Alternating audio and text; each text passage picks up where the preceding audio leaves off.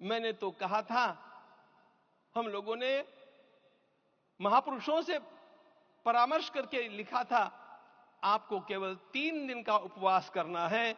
आपने 11 दिन का संपूर्ण उपोषण किया। हमने 11 दिन एक भुक्त रहने के लिए कहा था, उन्होंने अन्न का ही त्याग कर दिया। महाभारत में कहा गया है, अनशन यह सबसे बड़ा तप है, अनशन। और उसको उनके जीवन में साकार होते हुए मैंने केवल देखा नहीं, मैं थोड़ा तार्किक हूं। आपकी परम पूजनीय माता जी से मिलकर के मैंने उसको रिकन्फर्म भी किया था कि आपका यह अभ्यास 40 वर्षों का है। ऐसा तपस्वी कोई राष्ट्रीय नेता प्राप्त होना यह सामान्य बात नहीं है। वे इन दिनों में हमने कहा था कि आपको विदेश प्रवास नहीं करना चाहिए, क्योंकि सांसर्गिक दोष भी आते हैं। विदेश प्रवास टाल दिया सांसर्गिक देशों के इस दोषों की संभावना के कारण, लेकिन दिव्य देशों का प्रवास ऐसा किया। नासिक से आरंभ किया, गुरुवायूर गए, श्रीरंगम गए, रामेश्वरम गए।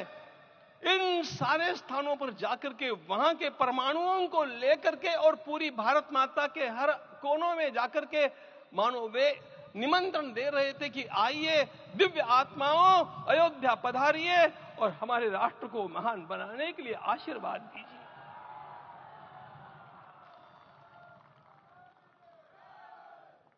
हमने केवल कहा था 3 दिनों तक आपको भूमि शयन करना चाहिए।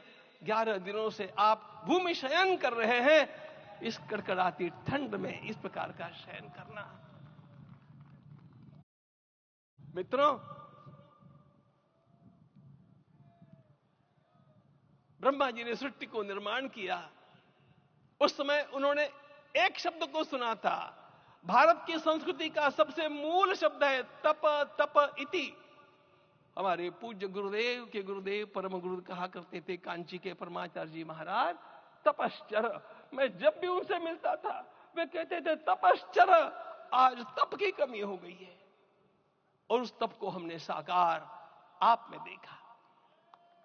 मुझे इस परंपरा को देखते हुए केवल एक राजा याद आता है जिसमें यह सब कुछ था, और उस राजा का नाम छत्रपति शिवाजी महाराज। छत्रपति शिवाजी महाराज।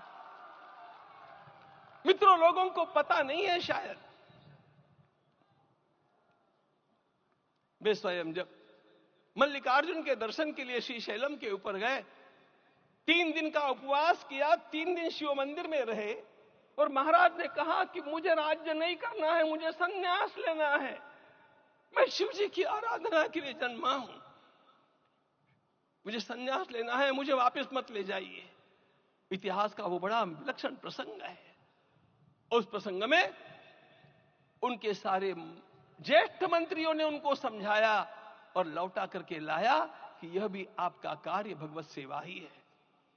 आज हम लोगों को उसी प्रकार के एक महापुरुष ऐसे प्राप्त हुए हैं जिसको भगवती जगदम्बा ने स्वयं हिमालय से लौटा करके भेज दिया कि जाओ भारत माता की सेवा करो।